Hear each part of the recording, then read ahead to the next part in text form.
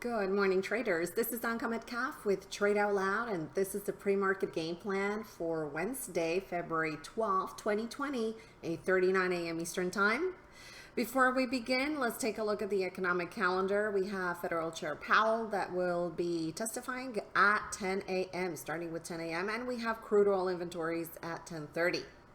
All right, let's dive into the futures indices. We're going to begin with the E-mini Dow. So the E-mini Dow actually had a pretty flat day yesterday, ending the day in a doji. And today, actually the overnight trading session, you could see how active it was in the Asian session, and right at the beginning of the London session, we had more power that pushed the price higher back into the top of the range. Now, we have been consolidating into this area for the last 2 days. A break over 380 may initiate a push higher back into this projected top. Actually, it's a prior high in a target area of 460 to 475, and then we have another small void into 500, so for about 25 points here. So no shorting. I will look for a long directional bias. I will look for a break over 80 for a continuation higher into the prior high of 475 and back into the 500 projected target. Let's continue with the E-mini S&P. The E-mini S&P is also stabilizing at the high. We had a new high yesterday of 3374.5.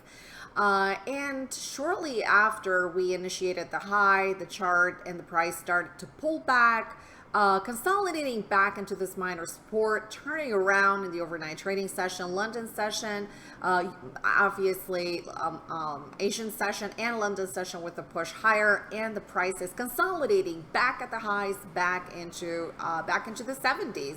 In fact, yesterday we had a high of 74.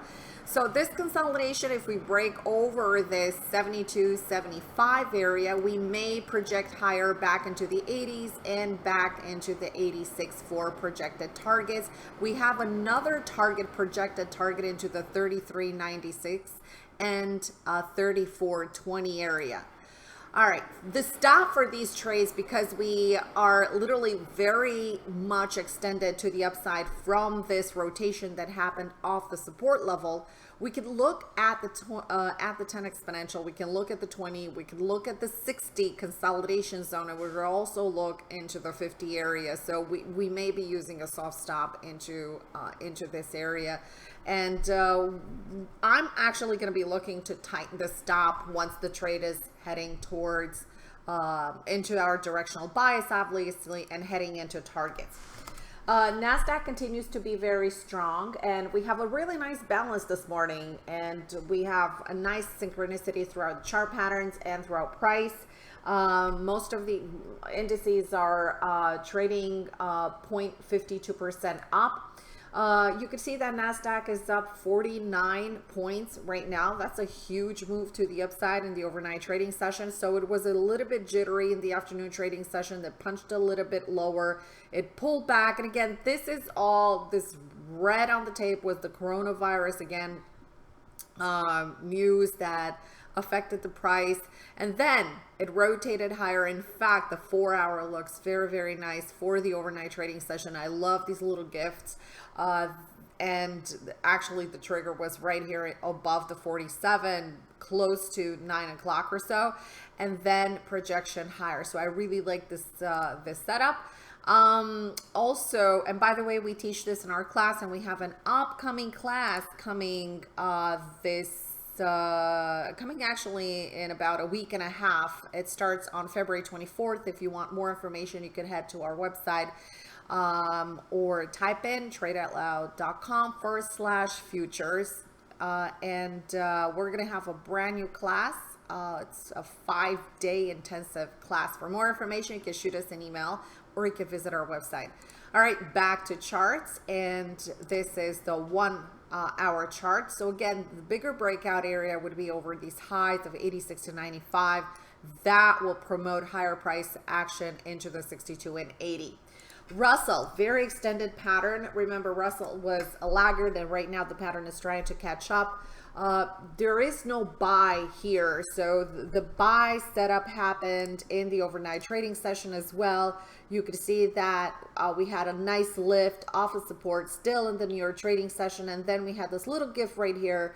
The trigger came into the 81 projection higher, so we're going to leave Russell alone. No setups for the trading session today. Obviously, it's running into target into the 89, and then we have another target into the 96. We still have projected targets above into the 1695, 1700, and of course we have a tradable void all the way into the 1720, and very nice weekly. We may trigger a weekly continuation over 96 and 97. So this looks very good. All right, let's bring oil, because oil was our kind of like, I wouldn't say Hail Mary trade, but it was definitely a higher risk type of trade. The trade actually triggered. You could see that it broke this resistance line, and the trade triggered in yesterday's trading session. It did a pullback. We had a little bit of elevated risk level because we needed this whole entire zone of support to hold, and the price rotated higher. Is trading right now. Now I'm trailing. You can see my alert right here. I'm trailing at $51. Going into the oil inventory numbers, let's not forget that we started this trade as being a day trade and not a swing trade, and I want to be extra cautious going into the oil inventory numbers. If it shoots up, fine, or if $51 is working, but 52 of about 50-cent gain here is really good. 40 to 50 cent gain on this day trade and on this particular setup. In gold, gold is just meandering, is just from the daily chart. Just going to put up the daily chart right here. So we had a high, we came back, support. This is the line in the sand that we've discussed 2 days ago. It pinched a little bit higher, and then it decided to pull back. Now the price is being held by this minor support zone. It's actually a super strong confluence area right here into the 65. We have been talking about 60 to 65. And again, it's trading in pretty wide ranges. I don't have any setup for the trading session today. I don't like the way the hourly looks right now. I think we're getting selling pressure from these highs, and we're also getting some selling pressure from these two moving averages here. But hey, as long as 60 to 65 is holding, we're still going to remain neutral towards bullish on the pattern. Really trying hard to hold this support level right here into the 65. All right, this is all for today. Thanks so much for joining. Hope you all have a beautiful and profitable trading day ahead. I'll see you tomorrow with another video.